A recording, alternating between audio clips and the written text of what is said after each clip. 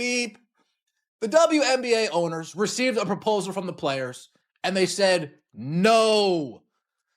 The players sent them back the same proposal, changed up a couple words, synonyms of course, changed up a couple words, and sent back that same proposal. And the owners looked at it, and they said, this is the same thing that they just sent. Maybe it was an accident. Maybe they didn't realize they sent us the same exact proposal. We'll sit here and we'll wait until they send us something a little bit more serious. But until then, The WNBA players just did something I've never seen in professional sports negotiations. They sent a proposal, got rejected, then sent back the same proposal with a few words swapped out. And the owners, they didn't even respond. We're talking about a negotiation where one side is offering to quadruple salaries, and the other side is calling it insulting, where players making $250,000 could make over $1 million, and they're saying it's not enough. This isn't just a labor dispute. This is a masterclass in leverage, ego, and what happens when reality collides with expectations. And with less than 100 days until the WNBA's 30th season, someone's about to blink. Stick around, because this gets wild. So let's start with what just happened, because it's honestly brilliant in how brutal it is. The WNBA Players Union sent the owners a proposal. The owners looked at it and said, no. Pretty standard negotiation stuff, right? Here's where it gets crazy. WNBA union leader says CBA talks not constructive. Interesting. CBA talks not constructive? But your buddy old pal, Breanna Stewart, said she's just starting to see the end of the tunnel. So are they not constructive, or are we starting to see the end of the tunnel? The players took that same proposal, changed a couple of words, literally just swapped in some synonyms, and sent it back. The owners didn't even dignify it with a response. They just sat there, waiting. According to sources, the league's position is simple. We don't believe a response is necessary based on the contents of the union's proposal. That's not a negotiation tactic. That's a power move. That's the professional sports equivalent of talk to the hand. Sounds coming out of this marching band. Fewer than 100 days remain before the scheduled start of the WNBA's historic 30th season. Oh, it's historic. Being propped up for 30 years without making a profit, history has been made. Despite that, negotiations between the league and union remain at a standstill. Darn. The league has not responded to the proposal the union sent more than 4 weeks ago. Additionally, there have been no full bargaining sessions between both sides in the new year. Sources familiar with the negotiations told Front Office Sports. And here's the kicker. There have been 0 full bargaining sessions between both sides in 2025. Not one. We're in February, and they haven't sat down once this year. But wait, it gets messier, because the players' union can't even get their story straight. Union President Nneka Ogwumike told Front Office Sports on January 30th that talks are not constructive. But her vice president, Breanna Stewart, said just days earlier that she's starting to see the end of the tunnel. Front Office Sports is just catching us up in case you missed yesterday's video. So I appreciate you guys. Quote from Nneka Ogwumike. It's not a constructive way to continue on these negotiations, especially considering the timeline that we're in. WNBA President Nneka Ogwumike told Front Office Sports in a phone interview from the LPGA Women's Leadership Summit in Orlando, to give the excuse that our proposal was not adequate is concerning. To give the excuse that 4x salary increase isn't good enough, that's concerning. From going from 4 million to 1.2, that's concerning. From 200,000 to 500,000, that's concerning. So, which is it? Are negotiations falling apart or coming together? Because if you're trying to negotiate against billionaire owners, you cannot have your president and vice president sending completely opposite messages to the media.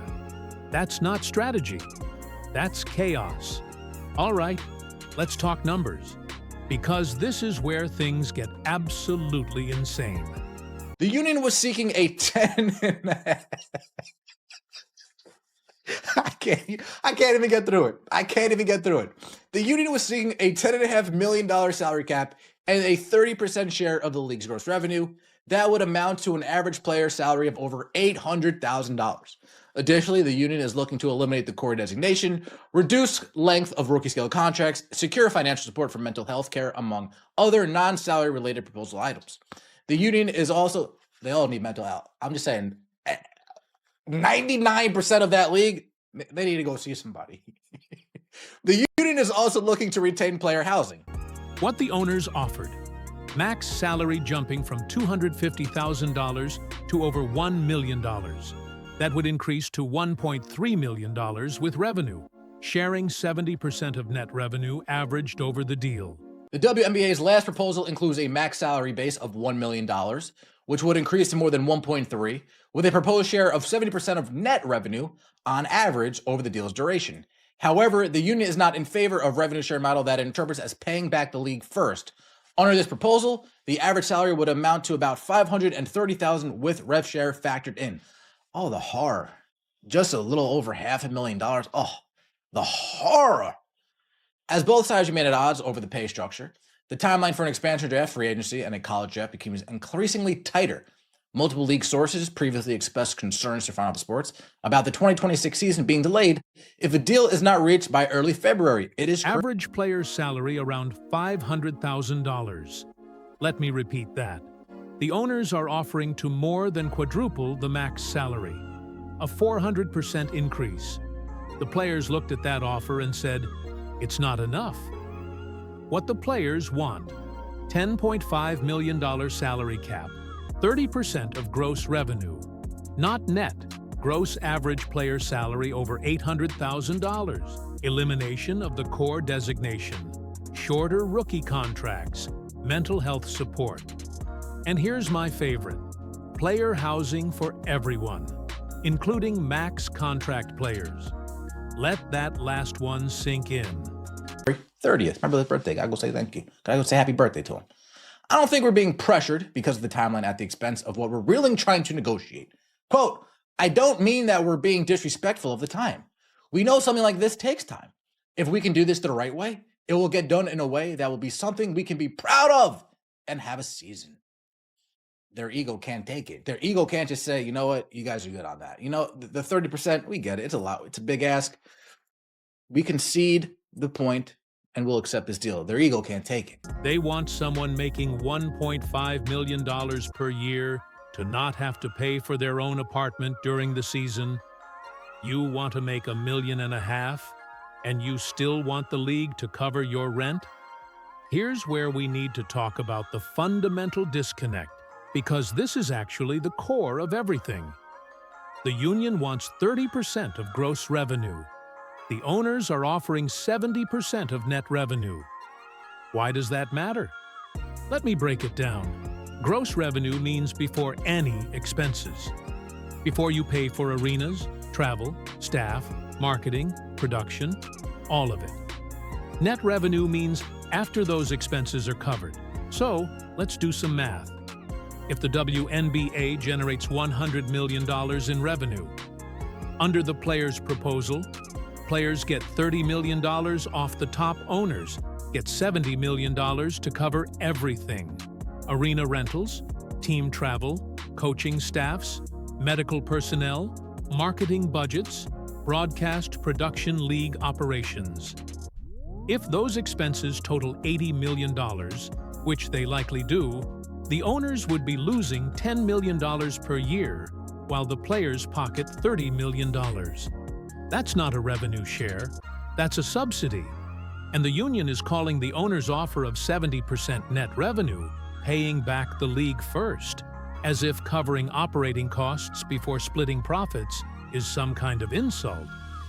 But here's what really makes this complicated. We all want a season, but we also want to sign an agreement that represents our fair share of value. The fair share of value that you've concocted in your mind, to be honest with you. The fair share of value that you've concocted in your mind. But Nneka Ogwumike earlier in the week, Yahoo article came out. I saw a few people cover it. As president of the WNBA Players Union, Nneka Ogwumike is tasked with representing a group of athletes that has helped elevate women's basketball to record levels of popularity. Nobody's saying this out loud, but everyone's thinking it. The WNBA's explosion in 2024 had almost nothing to do with the veteran players leading these negotiations. It was Caitlin Clark. She drove the ratings. She sold the tickets. She created the merchandise sales. She brought casual fans who had never watched women's basketball before. The WNBA's total revenue for 2024 was estimated around $200 million, boosted significantly by the Caitlin Clark effect. Without Clark, that number drops considerably. And now, the players who spent the season calling her fans the dark side and complaining about the attention she received want to cash in on the revenue she generated. That's the subtext nobody wants to talk about. Nneka Ogwumike is 35 years old.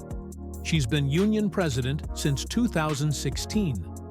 These are players who missed the NIL era. They came up before college athletes could make millions off their name, image, and likeness. They missed that payday. And now they're looking at the WNBA as their chance to get what they think they're owed.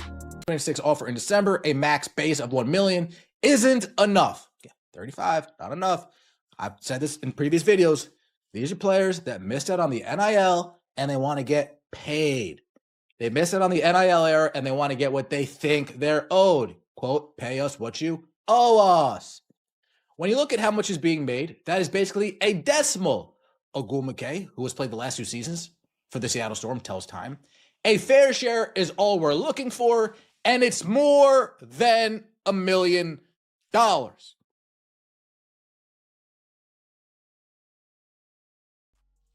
Quote from Ogwumike, pay us what you owe us. But here's the thing. The league doesn't owe them anything except what's in the current CBA, which they all signed. She called $1 million salary basically a decimal compared to what the league generates. A decimal. Let's flip this for a second and look at it from the owner's side. They've subsidized this league for 30 years. Not 30 months, 3 decades. The WNBA has never turned a profit. Every single season, NBA owners have covered the losses because they believe in growing women's basketball.